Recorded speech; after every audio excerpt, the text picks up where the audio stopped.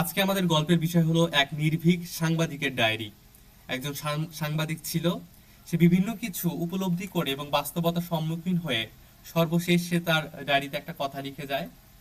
এই ছোট্ট একটা গল্পই আমরা আজকে পড়বো, যার মাধ্যমে আমরা কি করব, গুরুত্বপূর্ণ 10টি ভোকাবুলারি শিখবো। তো চলো আমরা শুরু করি। তো যে সাংবাদিক নিয়ে কথা, তার নাম ছিল লুকাস। লুকাস ছিলেন একজন কলম যোদ্ধা বা সাংবাদিক, যার লেখনীর দক্ষতা ছিল প্রশ্নাতীত। দক্ষতা মানে কি? আর্ট, বা আর্ট মানে কি? দক্ষতা। যার লেখনীর আর্ট ছিল প্রশ্নাতীত, মানে দক্ষতা ছিল কি? প্রশ্নাতীত।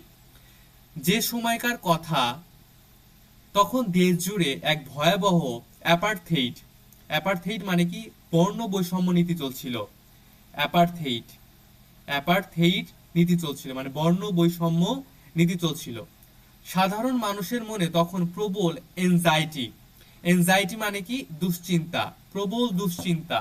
কারণ শাসক গোষ্ঠী ছিল অত্যন্ত অ্যারোগেন্ট। অত্যন্ত অ্যারোগেন্ট মানে কি? উদ্ধত। অত্যন্ত কি ছিল? অ্যারোগেন্ট মানে উদ্ধত। শাসকদের অন্যায় অবিচার দেখে যে কারো হৃদয় অ্যাপাল হওয়ার মতো অবস্থা তৈরি করে। অ্যাপাল, অ্যাপাল মানে কি? আতঙ্কিত করা।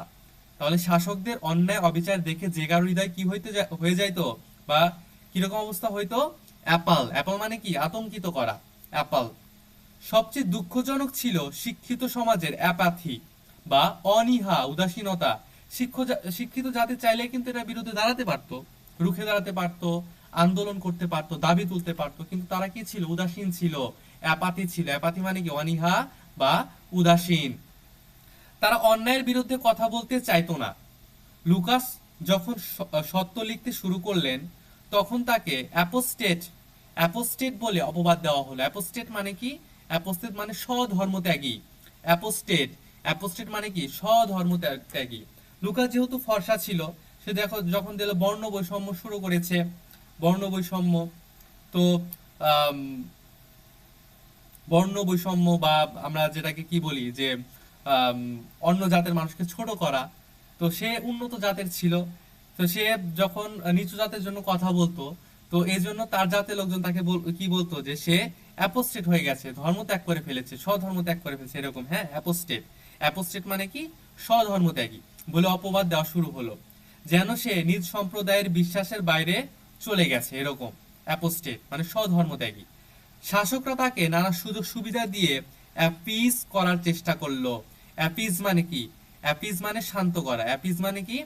অ্যাপিজ মানে শান্ত করার চেষ্টা করলো, কিন্তু লুকাস মাথা নত করেননি।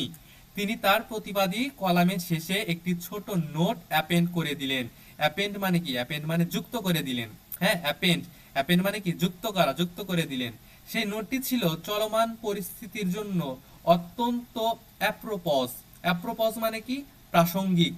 সেই নোটটি কি ছিল? চলমান পরিস্থিতির জন্য অত্যন্ত অ্যাপ্রোপজ। অ্যাপ্রোপজ মানে কি? প্রাসঙ্গিক।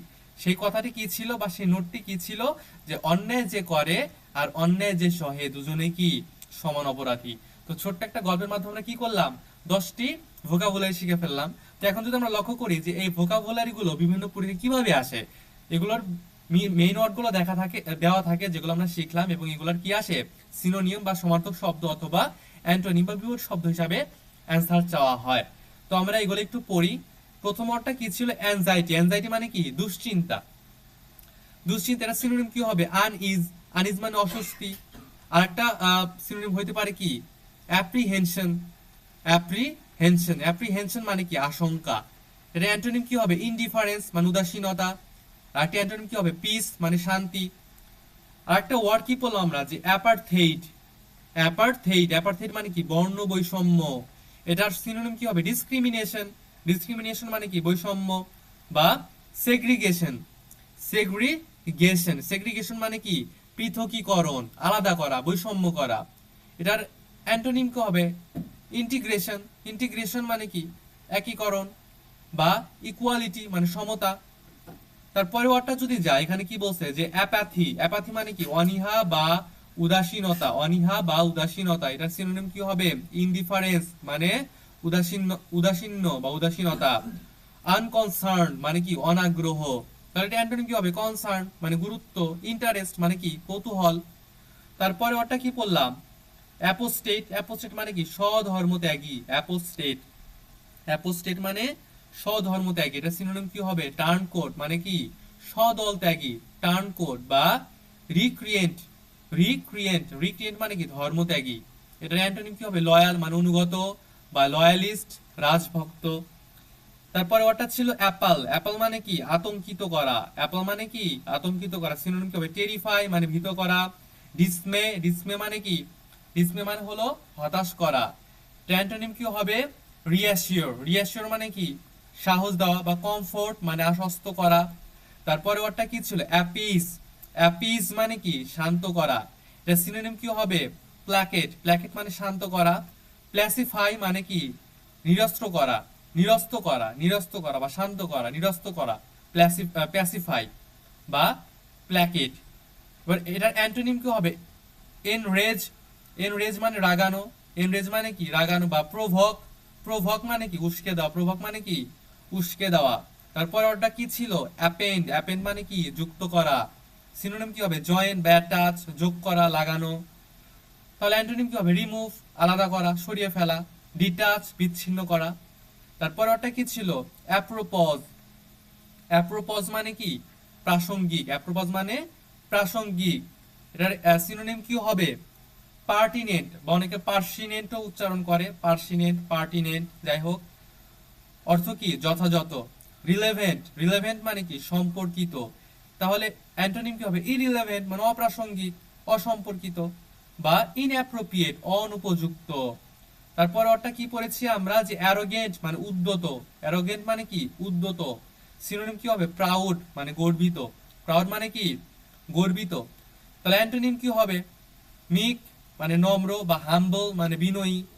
হ্যাঁ, শেষ শব্দটা কি আছে এখানে দেখো, যে আর্ট, আর্ট মানে কি দক্ষতা, আর্ট মানে কি দক্ষতা। এটা সিনোনিম কি হবে? স্কিল মানে দক্ষতা, ক্রাফট মানে কারুকার্য, দক্ষতা, দক্ষতা প্রকাশ করে। হ্যাঁ, অ্যান্টোনিম কি হবে? ইনঅ্যাবিলিটি বা অক্ষমতা, ক্লামজিনেস, ক্লামজিনেস মানে কি আনাড়িপনা। তো দেখো মাত্র কয়েক মিনিটে ছোট একটা গল্পের মাধ্যমে আমরা কতগুলো ভোকাবুলারি শিখে ফেললাম, এবং শুধু ভোকাবুলারি না, ভোকাবুলারির সাথে পরীক্ষাতে আসা বিভিন্ন গুরুত্বপূর্ণ সিনোনিম ও অ্যান্টোনিম গুলো আমরা শিখে ফেললাম। তো ঠিক আছে, দেখা হবে পরের ক্লাসে। ধন্যবাদ সবাইকে।